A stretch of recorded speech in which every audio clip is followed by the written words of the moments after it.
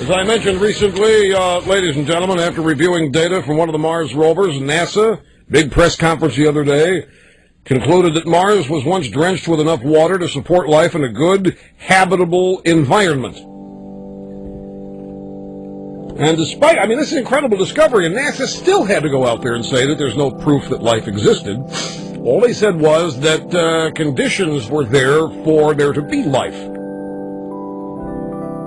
But this is not all NASA said, ladies and gentlemen. There's a lot that is not being discussed here. As a powerful, influential member of the media, I know more than you do, especially about this. I have seen a highly classified report that has not been released publicly, and it probably won't be unless you consider my talking about it here to be releasing it public. It's top secret report, codenamed the Gore Report. It was prepared by scientists from Area 52 in New Mexico. They analyzed the Mars data. And there are some findings in this report, and I can understand why they don't want to release this, but I want to, and I don't know it all, but I want to pass off what some of the Gore report says. There was life on Mars. That's what NASA is not being upfront about. There was life. Everybody knows it. We can't be the only people occupying the universe. It's impossible. Who do we think we are? We're the only people God created? Sorry, for those of you who don't believe in God, only people who evolved from apes? So it's clear that there was life elsewhere, and now that NASA's kind of let the cat out of the bag, if there were habitable conditions up there, we know there was life there.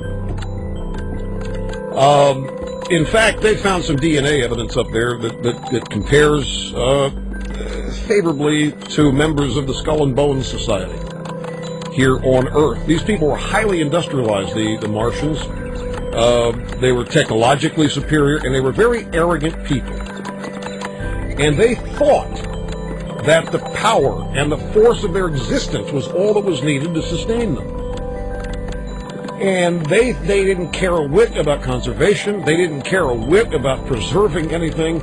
They got rid of everything that was pristine.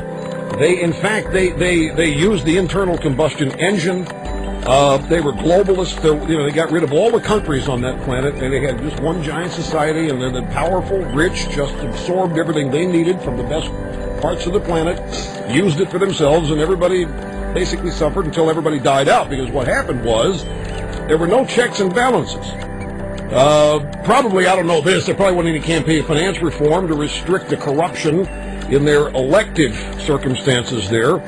And so special interest groups and multinationals who escape taxes by forming offshore accounts. There's no coincidence in the fact that they found water, lots of water, where the habitable conditions were, because it dovetails with what's in the report about some of these multinationals abandoning their own countries and locating offshore for all of the nefarious reasons. They had rainforests. You're not hearing about this. They had ancient rainforests. They had jungles. They had so much oil and gas. They had reserves out the wazoo. In fact, one of the things they found on Mars is that there are still, it's possible that there's still some there. Tiny little amounts. But it's clear. You saw the pictures from Mars. I saw the skeletons. At least I saw the fossils of the skeletons. There were people there. There were beings there. But it looked like Pompeii. It looked like these people all died huddled together, and they were just swarmed in an instant.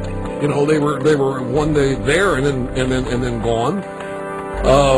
So many people living close together, it has to have been the result of urban sprawl. Nobody had any space. Nobody had any room, and you can tell it. I saw it from the pictures that they released. It's clear, ladies and gentlemen, Mars was once it was once the jewel of the solar system, and it was raped. Mars was raped.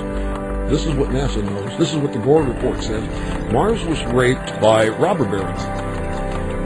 Capitalism, dependence on combustible engines led to global warming. The ecosystem that sustained everybody was destroyed. That's why the water they found is at the equator area.